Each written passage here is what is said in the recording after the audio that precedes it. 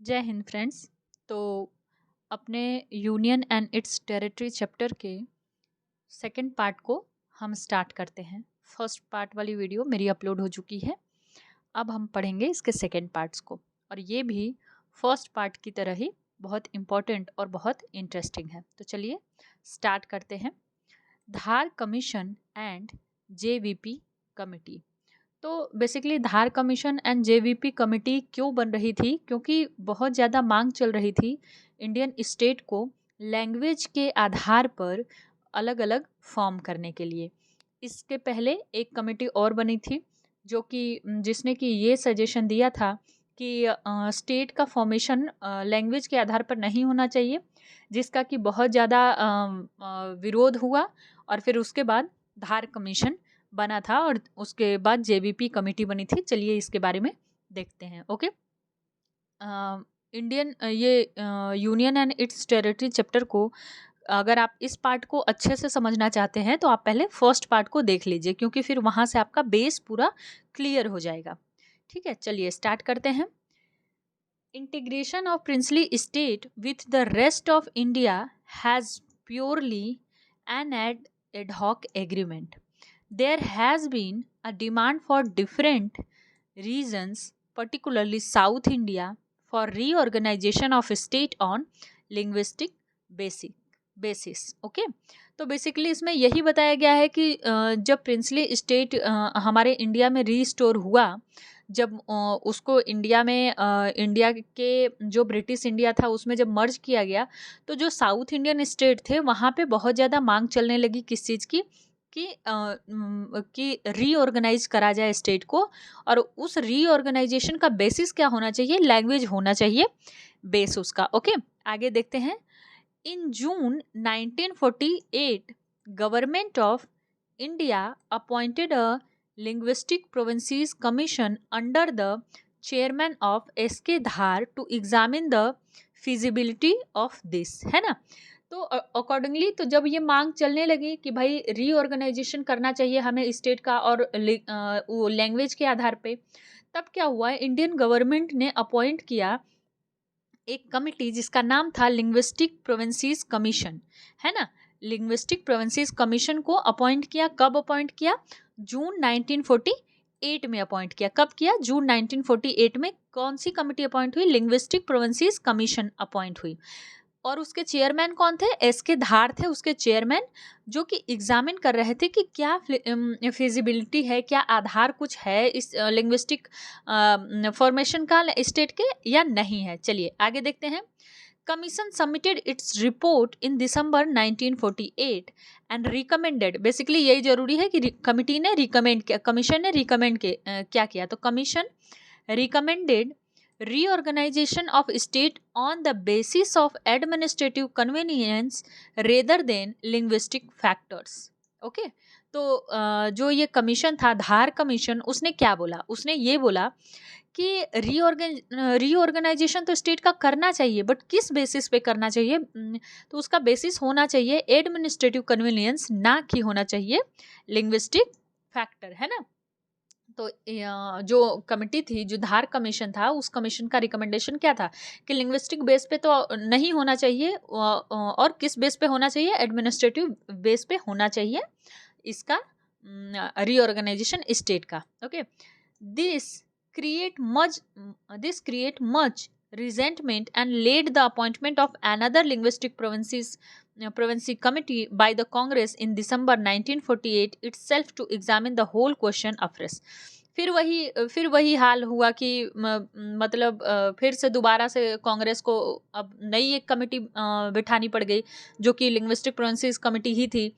कांग्रेस द्वारा फिर 1948 में बिठाई गई कि भाई अब इसको फिर से आप लोग चेक करिए, क्योंकि जब अगर कोई भी कमेटी ये रिकमेंड कर रही थी ना कि लिंग्विस्टिक बेस पे नहीं होना चाहिए, तो फिर उसका विरोध चालू हो जाता था कि मतलब लोग मानते ही नहीं थे। तो कमेटी तो बन रही है अपने क्या लोगों के लिए, स्टेट के जो पब्लिक है उसके लिए, जब वो पब्लिक ही कमेटी की रिकमेंडेशन को एक्सेप्ट नहीं करेगी, तो ये टाइम जो इंडिपेंडेंस के जस्ट बाद का टाइम था, ये इतना क्रिटिकल था कि फोर्सफुली हम कोई चीज़ इम्प्लीमेंट भी नहीं कर सकते थे, है ना। तो इसके लिए फिर से एक दूसरी और कमेटी बिठाई गई, उसके बारे में हम देखते हैं। It considered of Jawaharlal Nehru, Vallabhbhai Patel and Pitabi Sitaramaiah, and hence was popularly known as JVP committee. वो जो दूसरी कमिटी बिठाई गई थी ना धार कमिटी के बाद, उसका नाम क्या था? JVP कमिटी, है ना। उस कमिटी के मेंबर कौन थे? जवाहरलाल नेहरू, वी मतलब वल्लभ भाई पटेल, एंड पी मतलब पीटाभी सीतारमैया। JVP कमिटी के नाम से जाना गया इस कमेटी को। ये किस चीज़ का एग्जामिन करने के लिए थी? ये लिंग्विस्टिक प्रोवेंसी कमेटी थी जो कि एग्जामिन कर रही थी reorganisation of state on the basis of language. Okay, it submitted its report on in April 1949, formally rejected language as the basis of reorganization of state। इसने भी क्या किया? इसने भी रिजेक्ट कर दिया लैंग्वेज को as a basis for reorganisation of state.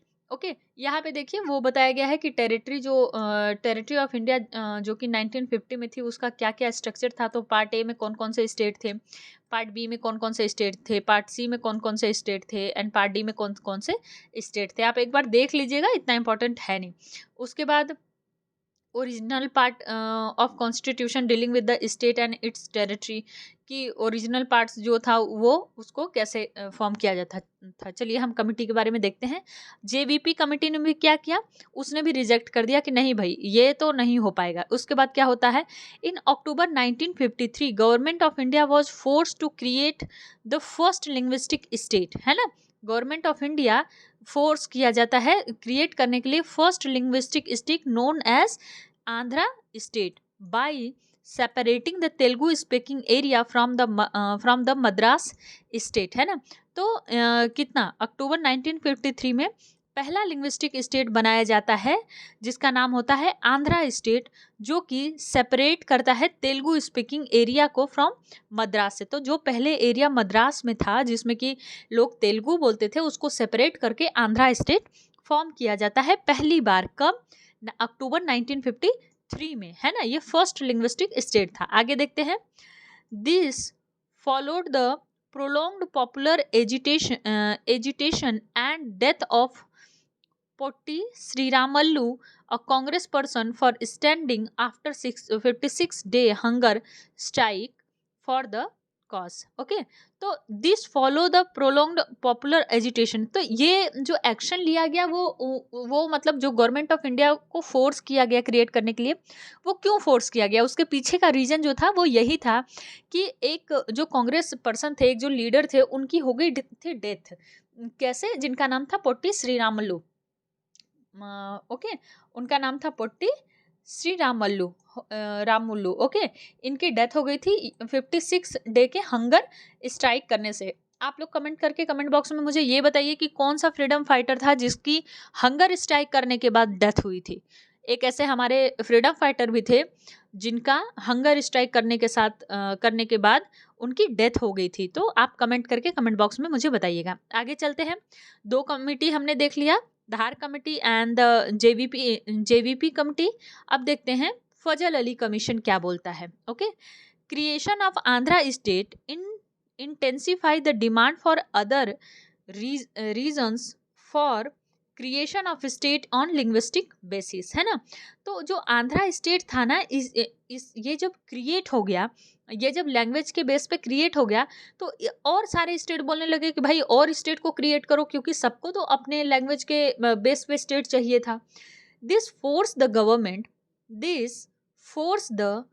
Government of India to appoint in December 1953 a 3-member State Reorganization Commission under chairmanship of Fazal Ali to re-examine the whole question. Okay, other 2 members were K.M. Panikkar and the H.N. Kunjuru. Okay, it submitted its report in September 1955. Broadly accepted language as the basis of reorganization of the state। Okay, very important है question. सीधा pre में यही आएगा कि कौन सी ऐसा commission था, कौन सी ऐसी कमिटी थी जिसने लैंग्वेज को एक्सेप्ट किया था स्टेट के ऑर्गेनाइजेशन के लिए या रीऑर्गेनाइजेशन के लिए। तो हमें पता है कि ये फजल अली कमीशन था। ये कौन सा कमीशन था? ये था फजल अली कमीशन। ओके, आगे चलते हैं। But it rejected the theory of one language one state, है ना। इसने लैंग्वेज को स्टेट के रीऑर्गेनाइजेशन का बेस तो माना, बट साथ ही साथ इसने रिजेक्ट भी कर दिया ये थ्योरी कि वन लैंग्वेज और वन स्टेट। ये नहीं कि एक स्टेट में एक ही लैंग्वेज बोलने वाले लोग रहेंगे। अब जैसे कि ये हो गया कि महाराष्ट्र में सिर्फ मराठी रहेंगे और कोई नहीं रहेगा, इस थ्योरी को इसने खारिज कर दिया। आगे देखते हैं। Its view was that the unity of India should be regarded as the primary consideration in any redrawing the country's political unit. Basically यही था कि कोई भी ऐसा डिसीजन न लिया जाए जो कि कंट्री के यूनिटी को, पॉलिटिकल यूनिटी को कुछ भी हानि पहुंचाए। आगे देखते हैं। It identify 4 major factor that can be taken into account in any scheme of reorganisation of state. क्या बताया गया है इसमें? यह बताया गया है कि ये जो कमिटी थी, जो फजल अली कमिटी थी, इसने 4 मेजर फैक्टर को आइडेंटिफाई किया और बताया कि ये जो स्कीम है, ये जो 4 स्कीम है, इसको कंसीडर करना चाहिए किसी भी स्टेट का को रीऑर्गेनाइज करने के लिए। पहला है prevention and strengthening of the unity and security of the country. Prevention, first ये है कि prevention and strengthening the unity and security of the country. पहला तो ये होना चाहिए कि अगर किसी भी स्टेट को आप रीऑर्गेनाइज कर रहे हैं तो उसका बेस ये होना चाहिए कि ये अपनी कंट्री की सिक्योरिटी और यूनिटी को स्ट्रेंथ करे, मजबूत करे। नेक्स्ट है linguistic and cultural homogeneity. Linguistic and cultural homogeneity होनी चाहिए। नेक्स्ट है financial, economic and administrative consideration होना चाहिए। And then planning and promotion of welfare of the people in each state as well as the nation as the whole. Planning and promotion of the welfare of the people in each state as well as the nation as whole। कि basically जो नए state को reorganise करने का जो scheme है, उसमें ये ध्यान देना चाहिए कि जो भी प्लानिंग और जो भी प्रमोशन हो वो लोगों के वेलफेयर के लिए और नेशन के वेलफेयर के लिए होना चाहिए। ओके, यहाँ पे ये दिया गया है कि क्या है टेरिटरी इन 1956 में क्या है, आप एक बार ये देख लीजिए। ज़्यादा इंपॉर्टेंट है कि करंट सिनेरियो क्या है स्टेट का, बाकी तो ये सब चीज़ें ठीक हैं, बट करंट सिनेरियो क्या है आप एक बार नंबर सिर्फ काउंट कर सकते हैं कि 1956 में जो स्टेट थे वो कितने थे, 14 थे, एंड द यूटीज़ कितनी थी, 6 थी। बाकी फिलहाल की जो चीज़ें हैं उसको ज़्यादा ध्यान में रखने की ज़रूरत है। आगे देखते हैं। कमीशन, कौन सा commission? Fazl Ali commission suggested the abolition of fourfold classification of state and territories under the original constitution and creation of 16 state and 3 currently administrated territory। Okay, the commission suggested, commission क्या suggest करता है? abolition of the fourfold classification of state and territories, है ना।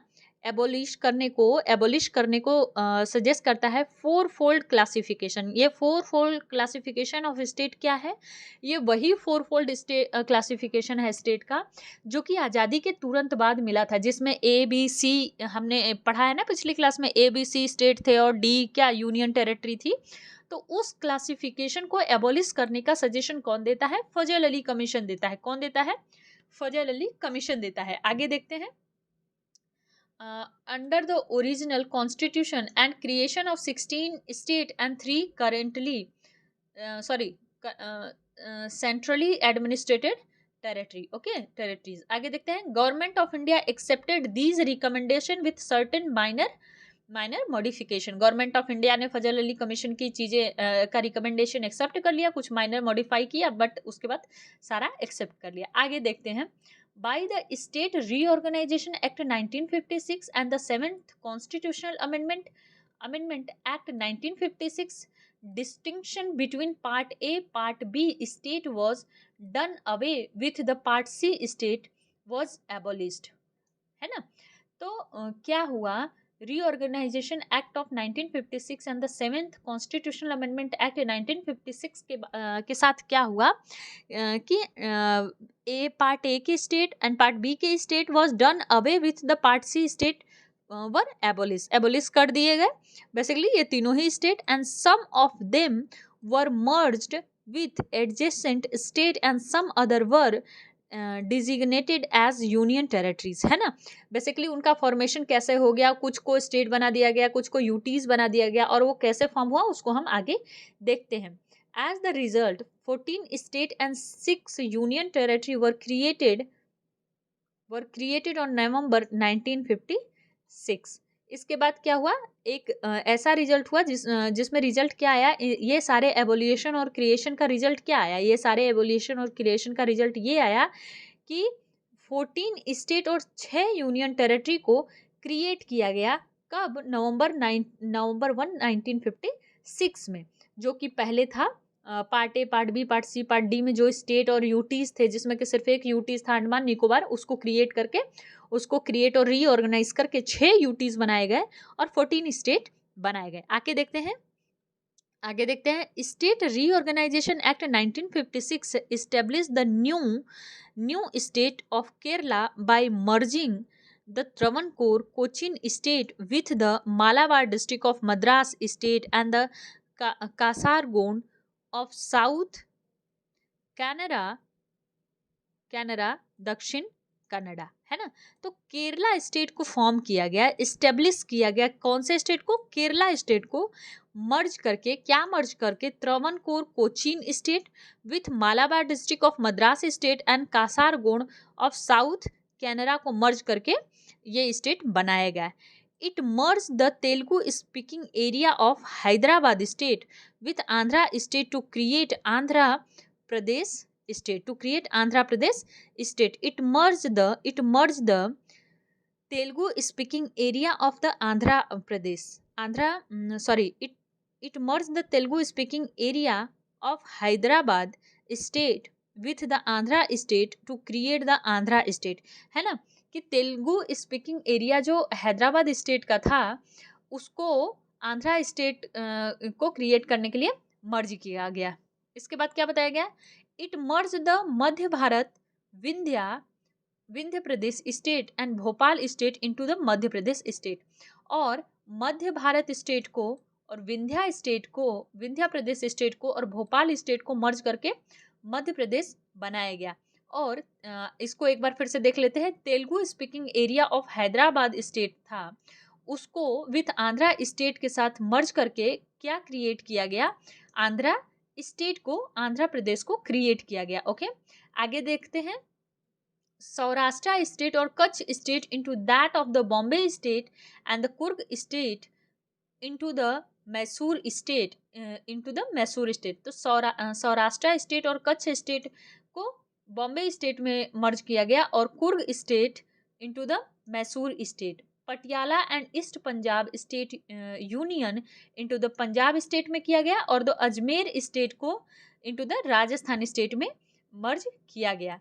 और it created a new union territory of Laccadive, Minicoy and Amindivi island from the territory detach from the Madras state. Okay, detach from the Madras state. तो ये सारी चीज़ें basically की गई, जिसमें कि कुछ इतना आप लोग एक पॉइंट ऐड कर लीजिएगा, इसका कुछ शॉर्ट नोट्स बना लीजिएगा कि केरला को कौन कौन से एरिया को मर्ज करके केरला बनाया गया, कौन कौन से एरिया को मर्ज करके आंध्र प्रदेश बनाया गया, किसको मर्ज करके मध्य प्रदेश बनाया गया, है ना।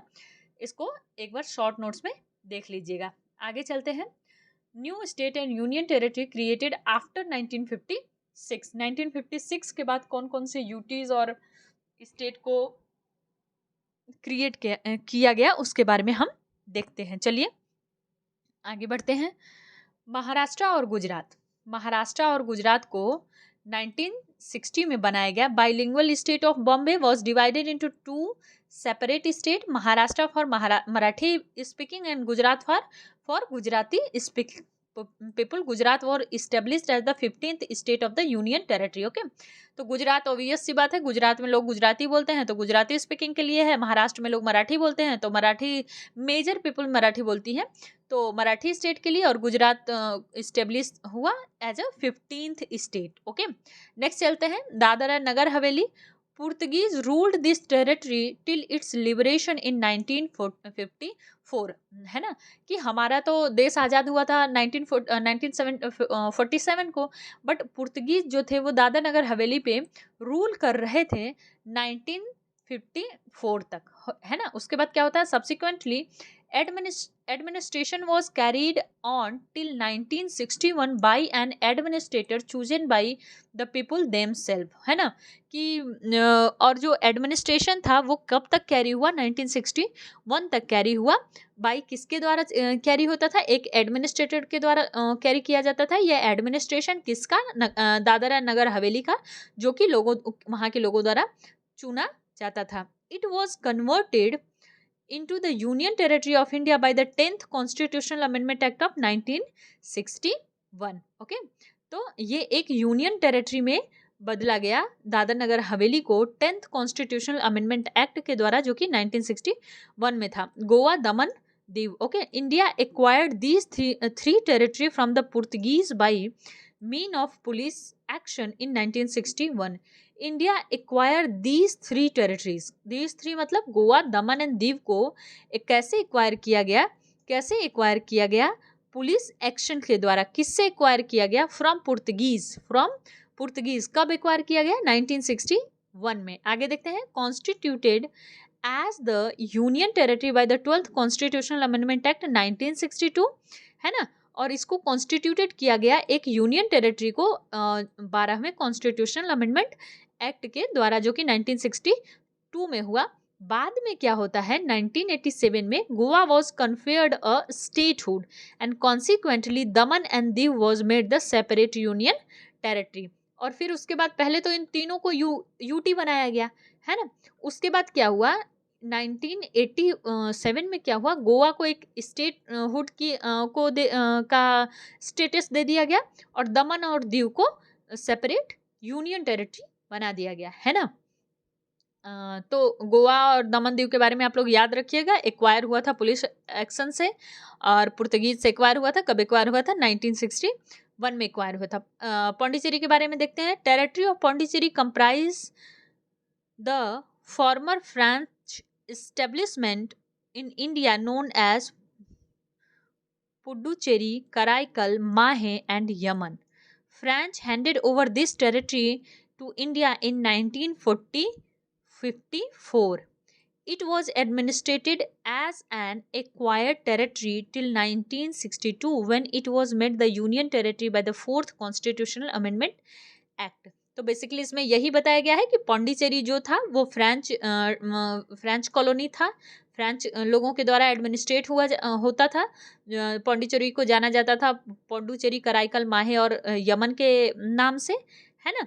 उसके बाद ये फ्रेंच इसको हैंड ओवर करते हैं इंडिया को कब, 1954 में, 1954 में, आज़ादी के कितने साल बाद आप देख लीजिए। उसके बाद क्या होता है, ये एडमिनिस्ट्रेट होता है Pondicherry as a acquired territory, कब तक, 1962 तक, 1962 तक।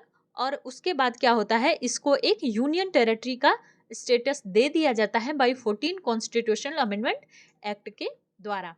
आगे देखते हैं, नागालैंड की बात आती है। इन 1962 state of Nagaland was formed by taking of Naga hill and Tuensang area out of state of Assam, है ना, कि नागालैंड का जो स्टेट है उसको फॉर्म किया जाता है नागा हिल और तुएनसांग एरिया को लेके, जो कि आसाम का था। उसके बाद क्या है, before giving Nagaland as the status of 16th state of the Indian union, it was place under the control of governor of Assam in 1961। यही है कि जब तक इसको 16 स्टेट का दर्जा नहीं मिल जाता था इंडिया में, तब तक ये आसाम के गवर्नर के थ्रू एडमिनिस्ट्रेट और कंट्रोल होता था। आगे देखते हैं, हरियाणा, चंडीगढ़ एंड हिमाचल प्रदेश के बारे में।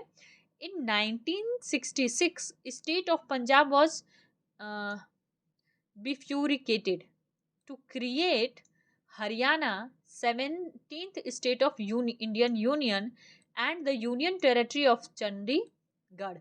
This followed the demand of the separate Sikh homeland Punjabi Subha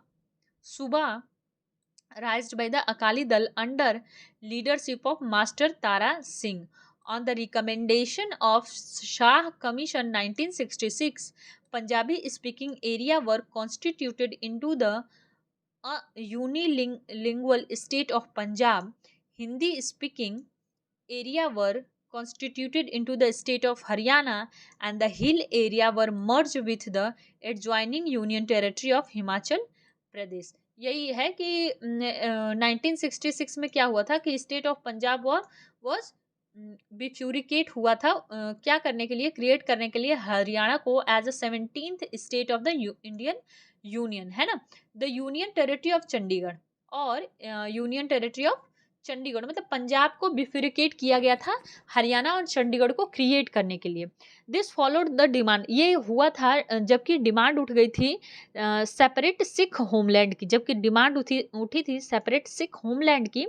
किसके द्वारा उठी थी, राइज की गई थी अकाली दल के द्वारा, जिसका लीडर था master Tara Singh on the recommend. और फिर इस पे एक कमेटी बनी जिसका नाम था शाह कमेटी. तो शाह कमेटी ने 1966 में क्या रिकमेंड किया कि पंजाबी स्पीकिंग एरिया को कॉन्स्टिट्यूट कर दिया गया पंजाब में, and the Hindi speaking area को कॉन्स्टिट्यूट कर दिया गया हरियाणा में, एंड जो हिली एरिया था were merge with the adjoining union territory of Himachal Pradesh. In 1971 union territory of Himachal Pradesh were elevated on the status of a state 18th state of Indian union. Okay, तो पहले हिमाचल प्रदेश को एक यूटी बनाया गया और उसके बाद 1971 में क्या हुआ, हिमाचल प्रदेश को एक स्टेट का स्टेटस मिल गया. और इन 1966 में हिमाचल प्रदेश को एक यूटी बनाया गया था, यूनियन टेरिटरी बनाया गया था. ओके, आगे देखते हैं मणिपुर, त्रिपुरा एंड मेघालय. मणिपुर, त्रिपुरा एंड मेघालय, है ना, कि क्या है उसमें, एक बार देख लेती हूँ ध्यान से. Hindi speaking area were constituted into state of Haryana and the hilly area were merge with the adjoining union territory of Himachal Pradesh, है ना. चलो, मणिपुर, त्रिपुरा एंड मेघालय, इसको देखते हैं. इन 1972 में क्या होता, political map of north east India underwent a major change. इसमें कुछ भी समझाने जैसा नहीं है. आगे देखते हैं. Two union territory of Manipur and Tripura and the sub state of Meghalaya got statehood, and the two union territory of Mizoram and Arunachal Pradesh originally known as north east frontier agency NEFA come into being. Okay, तो बेसिकली 1972 में हुआ ये था कि दो union territory Manipur और Tripura and sub state Meghalaya को मिला था स्टेटहुड, एंड दो union territory Mizoram and Arunachal Pradesh को, जिसको ओरिजिनली नेफा के नाम से जाना जाता था, वो अपने अस्तित्व में आया था. उसके बाद क्या होता है, विद दिस, इसके साथ क्या होता है, number of state of Indian union increased to 21. Manipur बना था 19th स्टेट, त्रिपुरा बना था 28th एंड द मेघालय बना था 21st स्टेट. उसके बाद क्या हुआ था, 22nd constitutional amendment act 1969 created Meghalaya as an autonomous state और sub state within the state of Assam with its own legislature and council of minister. Okay, 22nd constitutional amendment act 1969 created Meghalaya. तो 22वां संविधान संशोधन जो है 1969 का, वो मेघालय को क्रिएट करता है एज अ ऑटोनॉमस स्टेट और sub state within the state of Assam. Assam state से मेघालय को लेके क्रिएट किया जाता है on linguistic legislature and council of minister. और इन सब को मतलब आसाम से ही बेसिकली लेके क्या सेपरेट करके मेघालय को क्रिएट किया जाता है 22वें संविधान संशोधन के द्वारा. आगे देखते हैं. The union territory of Mizoram and Arunachal Pradesh were also formed out of the territory of Assam. तो वही बात है कि आसाम से ही ये सब टेरिटरी लेके बनाई गई है. तो सोचिए कि ओरिजिनल आसाम का जो टेरिटरियल लैंड रहा होगा, जियोग्राफिकल एरिया रहा होगा, वो कितना बड़ा रहा होगा, है ना. आगे देखते हैं हम सिक्किम के बारे में देखते हैं. Till 1947 Sikkim was an Indian princely state ruled by Chogyal, है ना. सिक्किम जो था वो एक इंडियन प्रिंस मतलब 1947 तक सिक्किम जो था वो इंडियन प्रिंसली स्टेट था, जो कि चोग्याल के द्वारा रूल किया जाता था। And in the 1947, after the lapse of British paramountcy, Sikkim became an protectorate of India, whereby the Indian government assumed responsibility for the defense, external affair, communication of Sikkim, है ना। कि आज़ादी के बाद ऑब्वियस सी बात है कि ब्रिटिश पैरामाउंटेसी ख़त्म हो गई, ब्रिटिश का जो प्रभुत्व था, जो कह सकते हैं जो सुप्रीमेसी थी, वो ख़त्म हो गई, और सिक्किम को इंडियन गवर्नमेंट ने सिक्किम के डिफेंस और एक्सटर्नल अफेयर और कम्युनिकेशन के अथॉरिटी को अपनी रिस्पॉन्सिबिलिटी समझ के ले लिया। उसके बाद क्या होता है, इन 1974 में क्या होता है, Sikkim exposed it's desire for gathered association with India accordingly. मतलब उसके बाद सिक्किम को क्या हुआ, अब इंडिया में रह के अगर आप अपनी चीज़ों, अपने डिसीजन, अपने कुछ कुछ अथॉरिटी खुद ले रहे हैं तो आप ही का लॉस है, किसी स्टेट का ही लॉस है, क्योंकि फिर गवर्नमेंट के थ्रू आपको चीज़ें उतनी ज़्यादा प्रोवाइड नहीं की जाएंगी, है ना। फिर उसके बाद सिक्किम क्या बोलता है कि भाई सिक्किम अपना डिज़ायर दिखाता है कि हमें इंडिया में हमें दे दो परमिशन कि हम इंडिया के इंटीग्रल पार्ट हो जाएं। उस तो 35th कॉन्स्टिट्यूशनल अमेंडमेंट हुआ 1974 में और enacted by the parliament. This amendment introduced a new class of statehood under the constitution by the conferring on the Sikkim the status of associate state of the union. Okay. For this purpose, a new article 2A and a new schedule, 10th schedule, containing the term and condition of association were inserted the constitution. This experiment, however, did not last long as it could not fully satisfy the aspiration of the people of Sikkim. Basically यही हुआ कि 35th constitutional amendment act के बाद ना इसको एक ऐसे state के थ्रू एक नए तरीके के स्टेटहुड का स्टेटस दिया जाने लगा, जिसमें कि कुछ ऐसे प्रोविजन थे जो कि सिक्किम के लोगों को पसंद नहीं आए। और ये चूंकि हालांकि ऐसे रहा नहीं, बहुत ज़्यादा देर तक ये प्रोविजन टिका नहीं, तो हमें इसके बारे में बहुत ज़्यादा डिटेल में जानने की ज़रूरत नहीं है। बस यही इतना ही जान ले कि 35th कॉन्स्टिट्यूशनल अमेंडमेंट एक्ट हुआ था, जिसमें कि कुछ चेंजेस हुए थे जो कि अपना सिक्किम के पीपल को सेटिस्फाइड नहीं कर पाया। उसके बाद क्या होता है, in a referendum held in 1975 they voted for the abolition of institution of Chogyal and Sikkim become an integral part of India. Constitutionally, 36th Constitutional Amendment Act 1975 was enacted to make Sikkim full-fledged state of Union, Indian Union, 22nd state. तो basically यहाँ से ही ज़्यादा important है कि यहाँ से हम लोग ज़्यादा इम्पोर्टेंट पॉइंट को ध्यान में रखें, है ना, कि ज़्यादा इम्पोर्टेंट चीज़ को, एक सेकेंड मैं थोड़ा सा यहाँ पे एक लाइन बना देती हूँ कि यहाँ से थोड़ा सा हमें ज़्यादा ध्यान में रखने की ज़रूरत है। एक सेकेंड,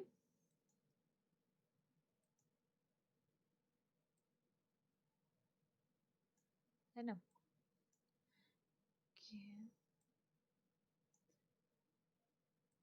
है ना, बेसिकली यही है कि एक रिफरेंडम हुआ सिक्किम में 1975 में, जो कि लोगों को वोट करने के बारे में का अधिकार दिया गया। और लोगों ने क्या वोट किया, लोगों ने यही वोट किया कि जो चोग्याल इंस्टीट्यूशन है उसको ख़त्म किया जाए और सिक्किम को भारत का इंटीग्रल पार्ट बनाया जाए। इसी के लिए 26वां कॉन्स्टिट्यूशनल अमेंडमेंट एक्ट हुआ और उसके बाद सिक्किम बन गया भारत का 22वां स्टेट, है ना। उसके बाद देखते हैं, this amendment amend the first and the fourth schedule of the constitution and added a new article 371F to provide for certain special provision with respect of the administration of Sikkim, है ना। तो ये जो अपना 36th constitutional amendment act था ना, उसने first और फोर्थ शेड्यूल में भी कुछ चेंजेस किए जो हमारे कॉन्स्टिट्यूशन में है, और कॉन्स्टिट्यूशन में एक नया आर्टिकल को जोड़ा, आर्टिकल 371F। तो क्वेश्चन ये आ सकता है कि आर्टिकल 371F किससे रिलेटेड है, तो सिक्किम स्टेट से रिलेटेड है। आर्टिकल 371F क्यों जोड़ा गया, प्रोवाइड करने के लिए, क्या प्रोवाइड करने के लिए, certain capital provisions with respect of the administration of the Sikkim. Okay, It also replaced the Article 2A and the 10th schedule that were added by the 35th Amendment Act of 1974. It also replaced Article 2A, मतलब वही बात है कि article वो जो पहले हुआ था ना, 35th अमेंडमेंट एक्ट हुआ था और आर्टिकल 2A जोड़ा गया था और 10th शेड्यूल बनाया गया था, ये सबको रिप्लेस कर दिया इस एक्ट ने, है ना। आगे देखते हैं मिजोरम, अरुणाचल प्रदेश एंड गोवा के बारे में। तो इन 1987 three new state of Mizoram, Arunachal Pradesh and Goa come into being as the 23rd, 24th and 25th state of the Union Territory. Basically इन सबको स्टेटहुड का स्टेटस मिल गया। आगे देखते हैं छत्तीसगढ़, उत्तराखंड एंड झारखंड के बारे में। तो 2002 में 3 नए state, more in 2003 more new state Chhattisgarh, Uttarakhand and Jharkhand were created out of the territory of Madhya Pradesh, Uttar Pradesh, Bihar respectively. These become 26, 7 and 28 state of the union territory respectively. यही बात हुआ कि 2002 में छत्तीसगढ़, उत्तराखंड और झारखंड को एक नया स्टेट बनाया गया, एक नए स्टेट का दर्जा दिया गया, जो कि क्रिएट कैसे किया गया था। छत्तीसगढ़ को क्रिएट किया गया था मध्य प्रदेश से सेपरेट करके, उत्तराखंड क्रिएट हुआ था अपना ये उत्तर प्रदेश को क्रिएट कर से सेपरेट करके, झारखंड क्रिएट हुआ था बिहार से सेपरेट होके, है ना। आगे देखते हैं तेलंगाना के बारे में। मोस्ट रिसेंट है, in 2015 new state of Telangana come into existent as the 29th state of the Indian union. It was carved out of the territory of the Andhra state, है ना। कि ये जो तेलंगाना है, ये 2014 में जो तेलंगाना स्टेट फॉर्म हुआ था वो आंध्रा स्टेट से सेपरेट करके बनाया गया था, है ना। आगे देखते हैं Andhra State Act 1953 formed the first linguistic state of India known as the State of Andhra by taking out the Telugu speaking area from the state of Madras, now Tamil Nadu.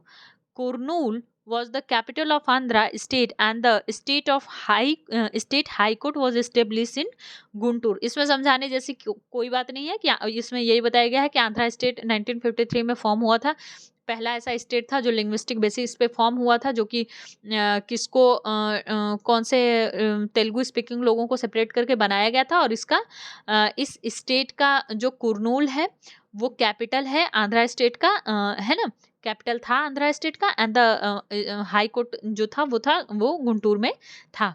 उसके बाद देखते हैं state reorganisation act 1956 merge Telugu speaking area of Hyderabad state with the Andhra state to create a enlarged Andhra Pradesh. The capital of state was shifted to the Hyderabad, है ना।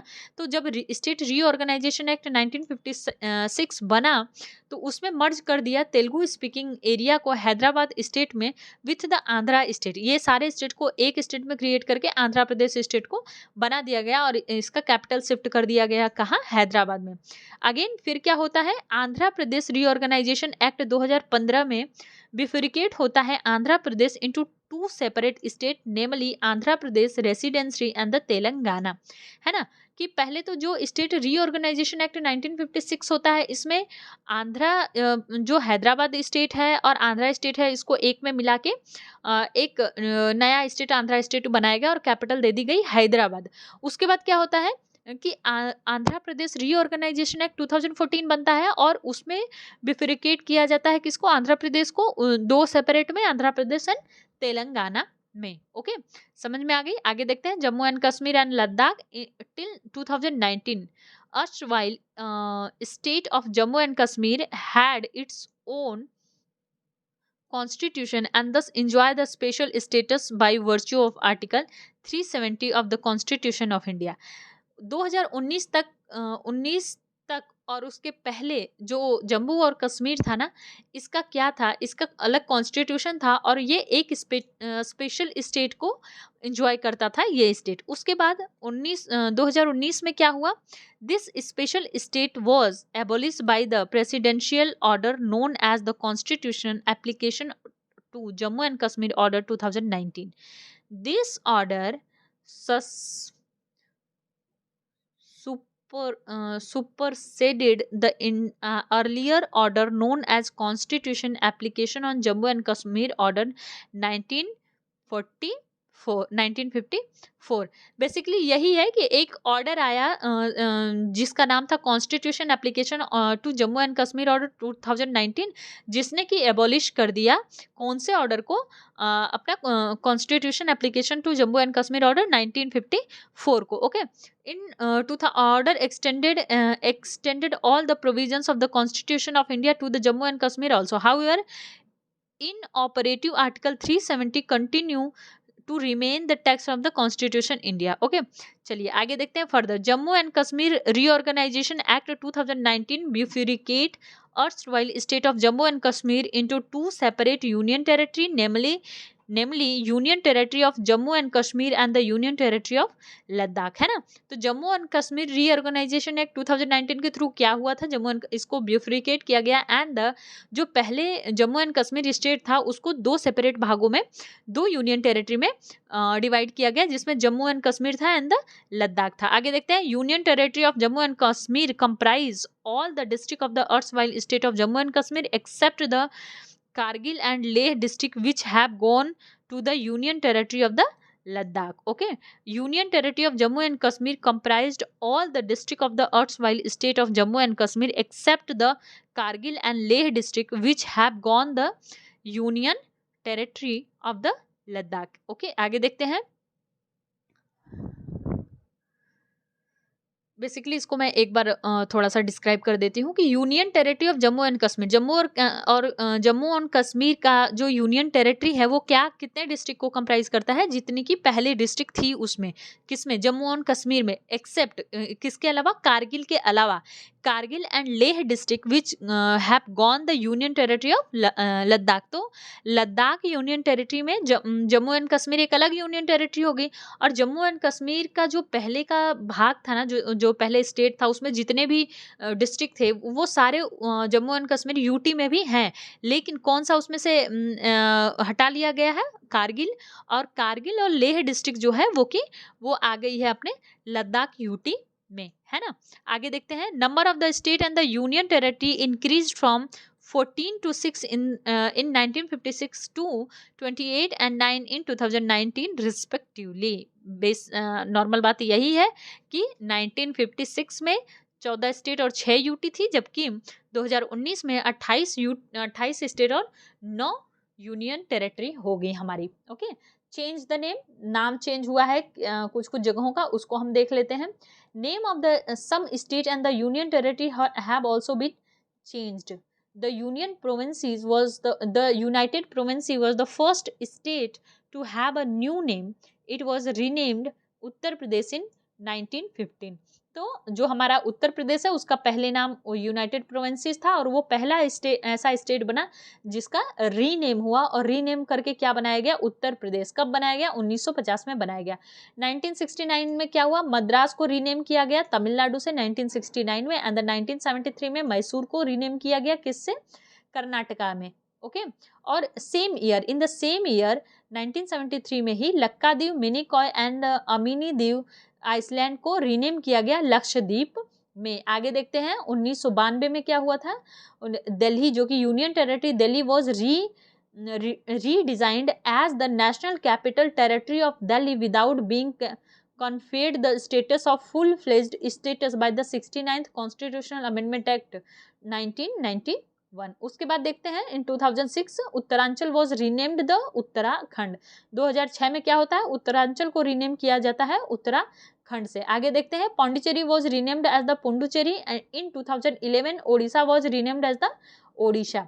तो पुडुचेरी को rename किया गया पुडुचेरी से कब, इन द सेम ईयर यानी 1900 same year यानी हो गया अपना उत्तराखंड के बाद 2006 में ही पुडुचेरी को भी रीनेम किया गया, और 2011 में ओडिशा को रीनेम किया गया ओडिशा से। ओके, अब ये जो दिया गया है टेरिटरी ऑफ इंडिया इन 2019, तो 2019 में क्या स्टेटस है हमारे स्टेट का और यूनियन टेरिटरी का, ये एक बार आप लोग देख लीजिएगा ध्यान से। इसको करने को मैं करवा देती हूँ। चलो, पहला स्टेट हो गया 28 स्टेट है हमें पता है, तो पहला हो गया आंध्र प्रदेश, देन हो गया अरुणाचल प्रदेश, देन हो गया Assam, then Bihar, then Chhattisgarh, then Goa, Gujarat, Haryana, Himachal Pradesh, Jharkhand, Karnataka, Kerala, Madhya Pradesh, Maharashtra, Manipur, Meghalaya,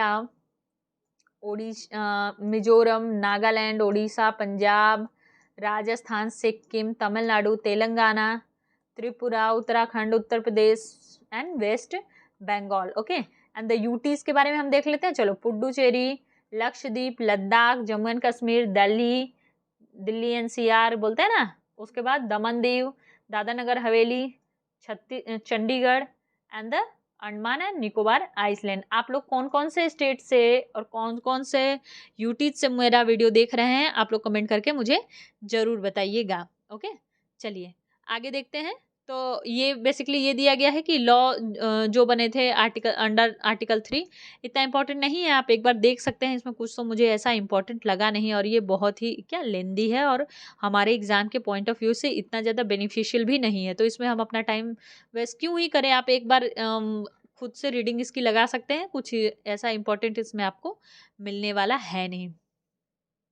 okay, तो बेसिकली इस पे ये बताया गया है कि article related to the union and its territory at the glance में दिया गया है कि ये जो आर्टिकल है इसमें चलिए ये मैं करवा देती हूँ। Article number and the subject matter, कौन सा आर्टिकल में कौन सा सब्जेक्ट है देख लेती हूँ। आर्टिकल 1 में क्या है, name and territory of the union, नाम और टेरिटरी है किसका, यूनियन का। आर्टिकल 2 में क्या है, admission and establishment of new state. Article 2A में क्या है, Sikkim to be associated with union, but ये रिप्लेस हो गया है तो not very very important, this is not very very important. Okay, this is not very very important, तो इसको हम क्या क्रॉस भी कर सकते हैं, ये कोई इंपॉर्टेंट नहीं है, रिप्लेस कर दिया गया, एग्जाम के पॉइंट ऑफ व्यू से भी इंपॉर्टेंट नहीं है। आगे देखते हैं आर्टिकल 3 में क्या होता है, formation of new state and the alteration of areas boundary and the name and existing state, है ना, formation of new state. Okay, तो आर्टिकल 2 में क्या है, admission and establishment of new state, and इसमें क्या है, formation of new state and alteration of area boundary and name. Okay, article 4 में क्या है, चौथे आर्टिकल में क्या है, law made under article 2 and 3 to provide for the amendment of the first and the fourth schedule and supplemented incidents and the subsequent matters। Mainly वही article 4 में क्या है कि article law made under article 2 and 3 to provide for the amendment of the first and the fourth schedule. Basically इसमें जो law article 2 और 3 के through amend किए जाएंगे उसके बारे में बात कही गई है। ज़्यादा इंपॉर्टेंट यही है। आर्टिकल 1 में क्या है, अपना नाम है कि क्या नाम है और क्या टेरिटरी है। आर्टिकल 2 में है admission and the establishment of new state, and article 3 में है कि नए स्टेट का फॉर्मेशन, बाउंड्री, रीनेम वगैरह का प्रोसेस क्या है, नेम वगैरह, रीनेम वगैरह का प्रोसेस इस आर्टिकल 3 में दिया गया है। आर्टिकल 2A को रिप्लेस कर दिया गया है, आर्टिकल 2A को रिप्लेस कर दिया गया है। चलिए हमारा ये चैप्टर हो गया ख़त्म। हमने यूनियन एंड इट्स टेरिटरी को वाले चैप्टर को बहुत ही ध्यान से पढ़ा है, और इसको आप लोग बार बार रिपीटेशन पे पढ़ेंगे तो आपका कॉन्सेप्ट जो है वो क्लियर हो जाएगा। आप लोगों को समझने में अगर कहीं भी कोई परेशानी हुई होगी तो आप लोग मुझे ज़रूर बताइएगा। मैं एक छोटा वीडियो बना के वो आपकी परेशानी का जो भी जहाँ जहाँ पे भी आप लोगों को प्रॉब्लम हुई होगी वहाँ पे आप लोगों को उसको और अच्छे से समझाने की कोशिश करूँगी। अगला चैप्टर हमारा है सिटीजनशिप, और हम इस चैप्टर को अपने नेक्स्ट क्लास में बहुत ही अच्छे तरीके से देखेंगे, है ना। 6th चैप्टर है हमारा सिटीजनशिप, नेक्स्ट क्लास हमारी आएगी सिटीजनशिप पे, और हम देखेंगे कि कैसे हम सिटीजनशिप एक्वायर कर सकते हैं और कैसे हम इसको हटा सकते हैं, कैसे गवर्नमेंट हमसे ये स्टेटस ले सकती है हमारे सिटीजनशिप का। चलिए तो आज की क्लास ख़त्म करते हैं। आप लोगों का बहुत बहुत धन्यवाद। ऐसे ही हमारे साथ बने रहिए और अपना कमेंट हमें ज़रूर पहुंचाते रहिए, लाइक हमारा बनाते रहिए और हमें हमारे चैनल को सपोर्ट करिए। ओके, धन्यवाद।